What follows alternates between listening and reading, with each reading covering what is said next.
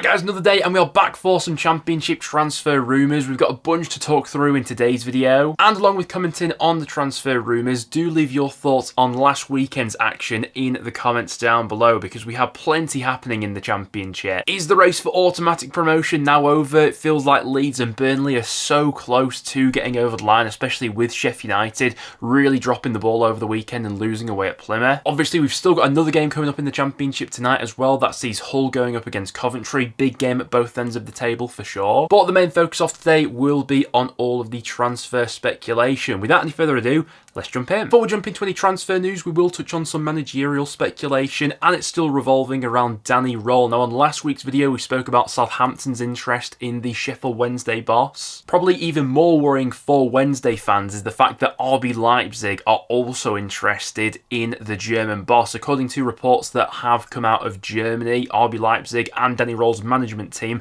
are continuing talks over potentially him moving to the Bundesliga in the summer. It does seem as if he is one of the top candidates for that job going into next season, and having that opportunity to bounce from the Championship to the Bundesliga is one that I'm not sure many managers would turn down, especially someone like Danny Röhl. Obviously, Southampton are still interested. There's been a few murmurings that Leicester could be in the market for Danny Röhl as well, should they part company with Ruud van Nistelrooy at the end of the season. All worth keeping an eye on over these next few weeks for sure. There's a bit of managerial speculation. Next up, let's jump into the rumours. And we'll have to start out with one of the biggest stories going around the Championship right now, and that's that Luka Modric is set to become a new minority owner of Swansea City. So, at least for the time being, Modric won't be signing for Swansea in terms of a playing deal or anything like that, but this is making waves in the Championship right now, and I'd love to get some Swansea fans' perspectives on this one in the comments down below. Now, it is important to stress that while Modric will be becoming a new minority owner at Swansea, this doesn't affect his playing career at this point in time. It is interesting and worth noting that his current deal with Real Madrid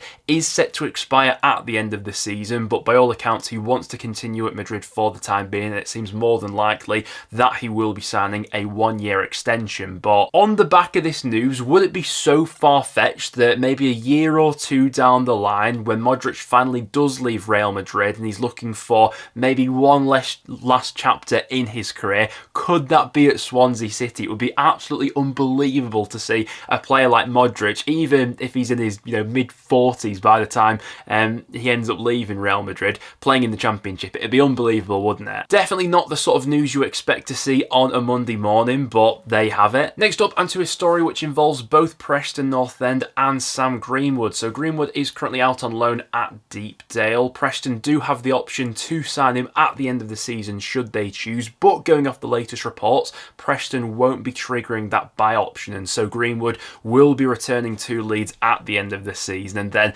I suppose they'll probably look to sell him elsewhere going into the summer. Now, Greenwood's a tough one to put your finger on, really. I feel like his loan move with Preston has gone in a similar sort of way to how his loan spell with Middlesbrough went last season, whereby first few months at Deepdale, I thought Greenwood was looking like really quite a lively player. You can certainly see that he's got a bit about him, technical ability, can take a mean free kick and everything like that, but especially since January, probably the turn of the year, he's just dropped off so much, and there have been a few underlying problems there with Greenwood all season. His disciplinary record's definitely been something that has cost North End this season. He's been sent off twice, booked 7 times. He's got 5 goals and 3 assists in the Championship so far this season, but like I say, since the turn of the year, his numbers really have dried up, so not that much of a surprise that North End will be looking to put off funds elsewhere instead of signing Greenwood. Obviously, it is worth pointing out as well, Middlesbrough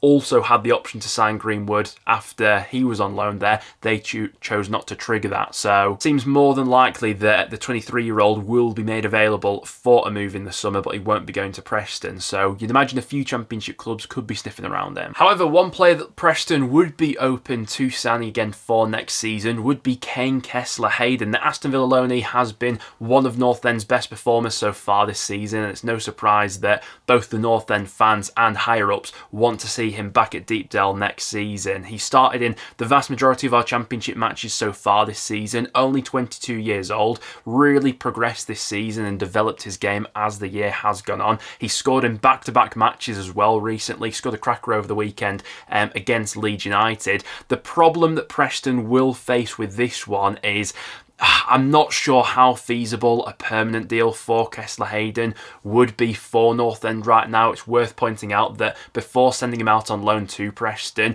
Aston Villa did hand Kessler Hayden a new deal with Villa, so he's still got quite a few years to run on that. And you'd imagine that if Villa were open to selling him on a permanent basis, I'm just not sure that North End could afford what other Championship clubs would be prepared to pay for him. Now, if we do get into a scenario where we get to the summer, Aston Villa think another year of developing out on loan in the Championship would be good for him, there's every chance we could get him back for another loan spell next season. But signing him on a permanent basis, I'm just not sure how the finances would work with that one. I think he'd probably cost too much for us. I'd be interested to get some Stoke City fans' perspectives on this one in the comments down below, and that's that Celtic are reportedly interested in Miljan Manhoef. Now, when Stoke originally signed him in January 2024, I believe they paid a fee of around about £3 million.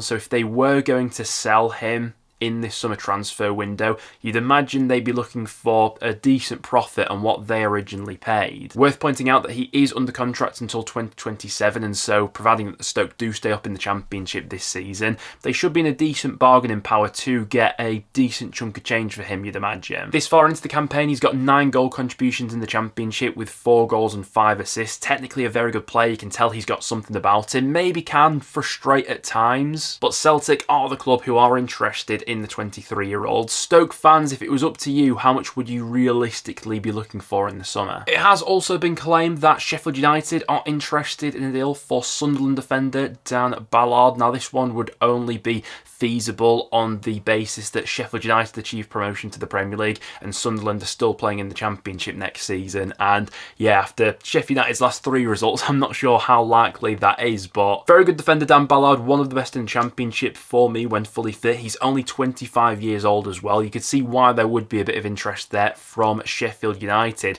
Really, the only problem that Sunderland have had with Ballard in recent seasons is just keeping him match fit. He's had a couple of nasty injuries over these last couple of campaigns, hasn't he? And this season's been no different. So far this season in the Championship, for example, he's only started in 12 matches. Even last season, he only managed 18 starts for Sunderland. So it is something worth taking into consideration, because you'd imagine Sheffield United would have to pay a pretty sizable fee if they were to get Ballard out of the Stadium of Light. You are also potentially taking a bit of a gamble on his injury record in recent seasons as well, but definitely a rumour worth taking into consideration heading into the summer. Coming as a surprise to absolutely no one, it has been claimed in recent days that Leeds United are willing to listen to offers for Illan Meslier in the summer transfer window. Obviously, he's recently lost his place in the starting 11 under Daniel Farke, with Carl Darlow coming in of late, and you'd imagine Darlow will be the goalkeeper from now until the end of the season, after Meslier has dropped to quite a few high-profile mistakes along the season, and with Leeds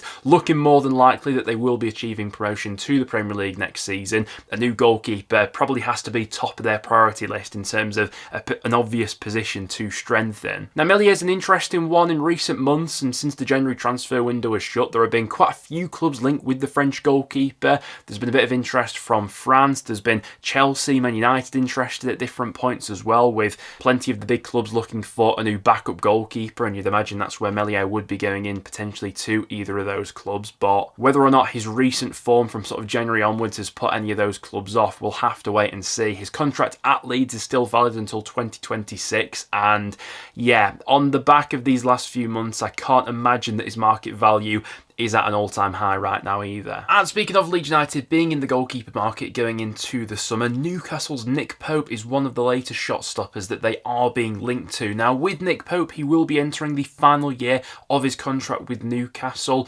come the start of next season, and there has been a few murmurings that Newcastle themselves are looking for a new goalkeeper, a more long-term goalkeeper, to obviously inherit that number 1 spot from Nick Pope. Now, from a Leeds United point of view, I think this one would be an excellent acquisition. He's a good shot stopper in the Premier League.